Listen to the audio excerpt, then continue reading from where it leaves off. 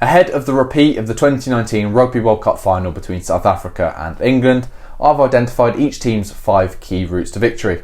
Well, these are 5 things in which I personally believe will give each of the individual teams the best possible opportunity at winning this test match. I'm going to start off with England and then work my way over to South Africa.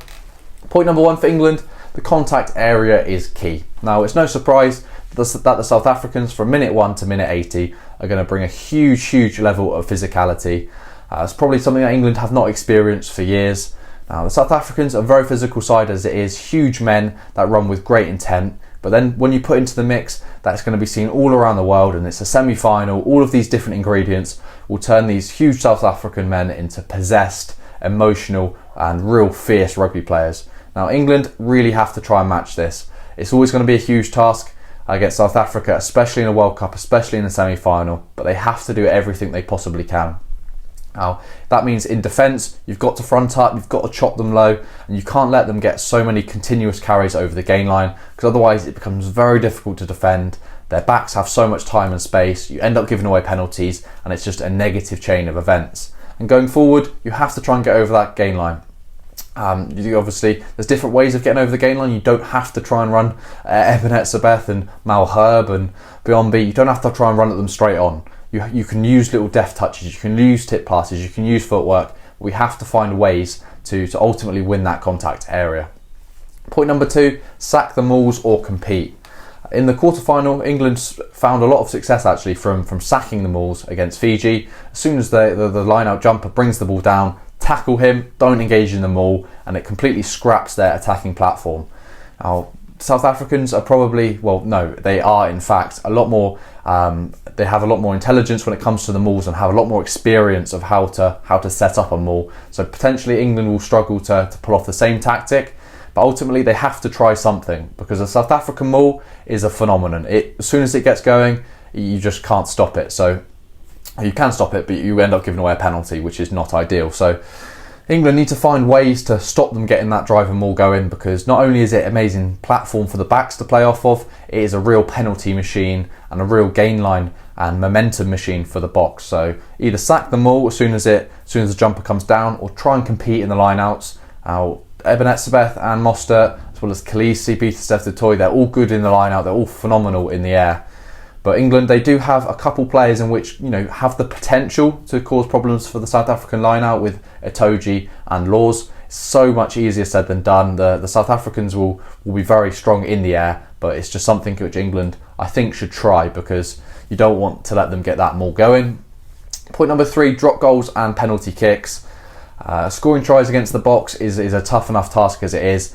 Once again, add in the fact that it's a semi-final, they're going to be very up for it. So we're going to have to try and keep that scoreboard ticking. Now, there's many ways to do this. We've seen Owen Farrell and George Ford both kick a combined 4 drop goals. I think Ford got 3, Farrell got 1 in the quarterfinal so far in this World Cup. So maybe we turn to that as a tactic. And whenever we get a penalty in kicking range, I think we have to take the 3. We've got Elliot Daly in the team, a quality goal kicker from range.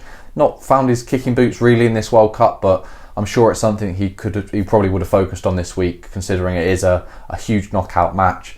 So anywhere within 50-55 metres, let's see if we can get 3 points out of it and ultimately try and inflict some level of pressure on the South Africans. Point number 4, play in the right areas. Now, the Boks have an unbelievable physical presence at the breakdown. We can't let them get their hands on the ball. Khaleesi, Pieter-Steph du Toit, Vermeulen, Mostert, Etzebeth, they're all unreal over the ball. They've got some backs as well that can jackal. I know Colby loves to get his hands on the ball at a ruck, so we can't afford to be giving away these penalties inside our half, especially inside of our 22 or inside of our 40 metres. You've got to play in the right areas. You've got to kick to the space, try and pin the Boks back, and ultimately try and take the sting out of the advantage they get from playing in good field position. So if they can play from their own 40 metres, then fair enough to them, but we can't give them easy opportunities and easy tactical field positions. Point number 5, target the air. Now, it's very difficult to try and identify areas to beat South Africa, especially the South African side that won a quarter final against the host France. It's not an easy feat. So one of the weapons England do have is Freddie Stewart, who is one of the best in the air in the world, I would say. Potentially might be a little bit biased, but I do think he's quality in the air. How can we use Freddie Stewart against wingers in, for example, Colby, who are very short? Colby packs a punch, he can get up in the air, he's very explosive for his height and weight, but ultimately a 6'5" winger or 6'5" fullback against however tall Colby is, 5'9", 5'10", it should result in a Freddie Stewart catch. So if we can manipulate Freddie Stewart to try and get him with a one-on-one in the air with Colby, maybe that's a potential try-scoring opportunity. Moving on to the box, they need to play direct. I mean, there's many ways in which the box can play this game and probably come out on the victorious side, but playing direct is probably the way they know best and they are best at. Earning the right to go wide is something that the box will do in this game. They're not a team to really get carried away and sort of feel like they're going to win no matter what with a level of arrogance. They know they have to work for their win. So playing direct, playing through the forwards over the gain line before going wide is something in which they'll look to do. Get over the gain line, try and get some penalty advantages, either take the 3 points or use the advantage to try and work some overlaps, in which I'm sure through the direct play it will really suck the English defence in, and then they can look to the expanses with their very lethal outside backs. Point number 2, I've mentioned this one already, but use them all. England are going to be very aware that this is a weapon that the South Africans will use, but just because you know that they're good at it doesn't mean you can stop it. The South African maul from 5 metres out is relentless. They got a good amount of, they yielded some positive results when playing the All Blacks in the Test match before the World Cup, and it's something that I feel, especially if they do beat England into the final with the All Blacks and in this game, that they will turn to. It's a solid platform, it's something in which they find a massive level of comfort in. It's their bread and butter, and I'm sure they'll turn to it. Point number 3, the breakdown is key, both on attack and defence.